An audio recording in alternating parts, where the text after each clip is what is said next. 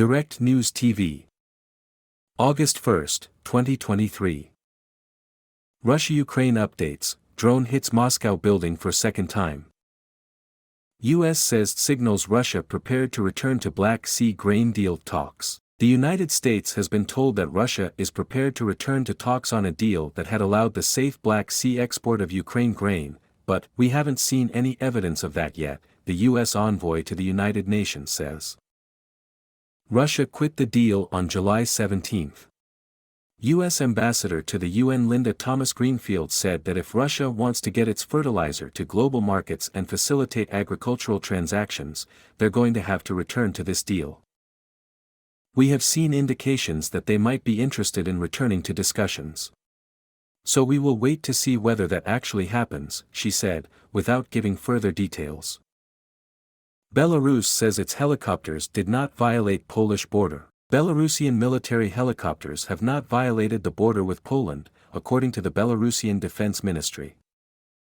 Accusations of a violation of the Polish border by Mi-24 and Mi-8 helicopters of the Belarusian Air Force and Air Defense Forces are far-fetched and made by the Polish military and political leadership to justify the buildup of forces and means at the Belarusian border, the ministry said, in response to a Polish statement claiming that there was a violation. Poland sending more troops to border after Belarus helicopters violate airspace. Poland will increase the number of troops at its border with Belarus after 2 helicopters from Belarus violated Poland's airspace, the Ministry of Defense says in a statement. According to the statement, NATO has been informed of the incident and Belarus's charge d'affaires was called in to explain the situation. The Russia-Ukraine grain deal is over. Who gains? Russia has bombed grain stores in Ukraine and pulled out of a deal that had allowed safe passage of food exports through the Black Sea. Ukraine is a major exporter of grains, and the deal, brokered by the United Nations and Turkey last year, kept people fed all over the world. The International Rescue Committee called the initiative a lifeline for the 79 countries and 349 million people on the front line of food insecurity. So how will the end of the deal affect them? Economy to see growth of 5% in 2024, Ukraine. Ukraine expects its economy to grow by about 5% next year, driven by investment in reconstruction and stronger consumer demand, a senior economy ministry official has said.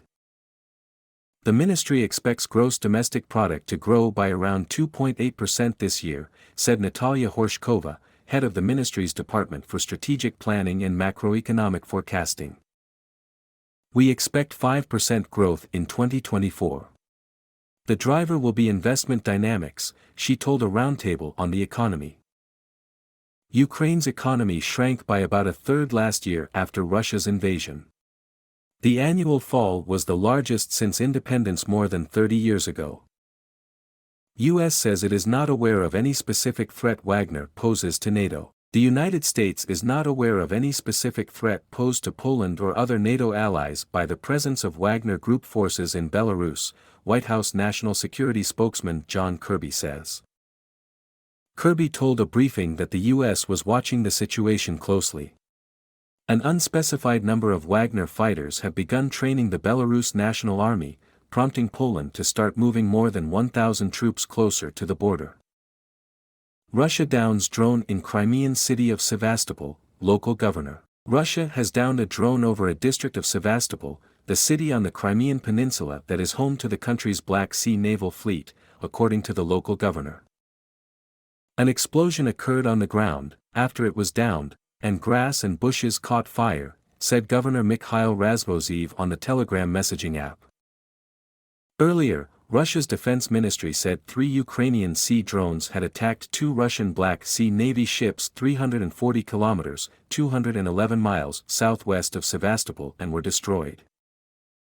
White House says it is not aware of any specific threat Wagner poses to NATO. The United States is not aware of any specific threat posed to Poland or other NATO allies by the presence of Wagner Group forces in Belarus, White House National Security spokesman John Kirby said. Kirby told a briefing that the United States was watching the situation closely. An unspecified number of Wagner fighters have begun training the Belarus National Army, prompting Poland to start moving more than 1,000 troops closer to the border. An explosion occurred on the ground, after it was downed, and grass and bushes caught fire, Razvozeyev said on the Telegram messaging app. Pro-Kiev residents in Crimea try to sabotage Russian army bases, Ukrainian intelligence. Pro-Ukrainian residents in Russian-annexed Crimea have been, systematically, trying to attack Russian military bases with Molotov cocktails, according to a Ukrainian intelligence report.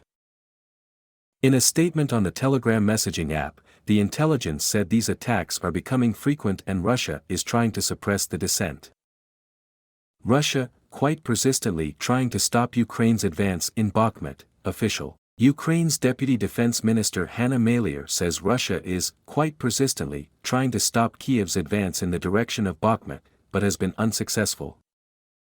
In the Bakhmut direction, our troops are dealing with dense artillery fire, mining and strong enemy resistance, she said in a statement on the Telegram messaging app. In the Kupiansk, Lymansk, Swatovsk directions, the enemy has concentrated people and equipment and is storming in order to pull our forces away from the eastern direction of the offensive. Our defenders repel all enemy assaults in grueling battles, she added. Russia holds military cooperation talks with Algeria amid Ukraine counteroffensive. Russian Defense Minister Sergei Shoigu says that Moscow is ready to help improve Algeria's combat readiness, at a meeting in Russia with the Chief of Staff of Algeria's armed forces. Moscow is interested in broadening military cooperation with non-Western countries as it faces a Ukrainian counteroffensive in the 17-month-old conflict. At least 274 cultural sites damaged in Ukraine due to Russia's war, UNESCO. The United Nations Educational, Scientific and Cultural Organization, UNESCO, has said that as of July 26, at least 274 cultural sites have been damaged during Russia's war in Ukraine. This includes 117 religious sites, 27 museums, 98 buildings of historical and/or artistic interest, 19 monuments, 12 libraries, and 1 archive, the organization said in a statement. Saudi Arabia to host Ukraine peace talks, top official says. Saudi Arabia is preparing to host a summit to discuss Ukrainian President Volodymyr Zelensky's plan for peace in his country amid the ongoing Russian invasion, according to a senior official in Kiev. Andriy Yermak, Zelensky's chief of staff, said on Sunday that officials from several countries would take part in the Saudi Arabian summit but did not say when or in which city the meeting will be held. The Wall Street Journal, which first reported on the summit, citing diplomats involved in the discussion, said the talks would take place on August 5 and 6 in the city of Jeddah, with some 30 countries attending. Russia's Wagner using military storage facilities in Belarus. Russian mercenary group Wagner has been using old military storage facilities near Paplavy village, not far from Asipoviki in Belarus since mid-July, according to the media group Belarusian Hajuan. The storages started to be used approximately on July 18, which is confirmed by satellite images, the group said in a tweet. Kyiv intensifying work on the Ukrainian peace formula, says Zelensky aide. Andriy Yermak, head of the office of the President of Ukraine, has said that Kyiv is intensifying work on the implementation of the Ukrainian peace formula and preparing for this year's Global Peace Summit. We are actively working to attract the widest possible circle of leaders of the leading countries of the Global South, he said in a statement on the Telegram messaging app. It was agreed with the advisor to the Prime Minister of India to continue the dialogue, in particular in the context of this year's presidency of India in the Group of 20, G20, he added. Ukraine calls in Polish ambassador over presidential aide's comments. Ukraine's foreign ministry has called in Poland's ambassador to Kiev, saying the comments made by Polish presidential foreign policy advisor Marcin Przydacz were unacceptable.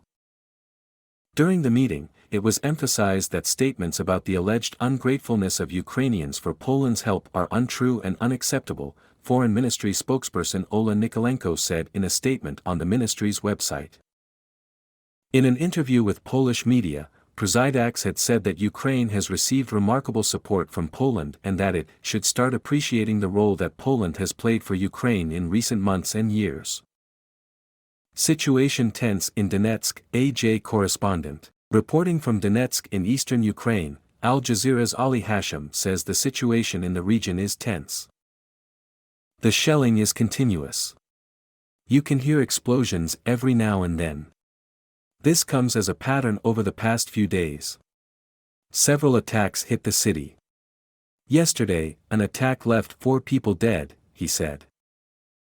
So the situation is tense and more tense around the front line between Ukraine and Russia, he added. My name is Kingsley.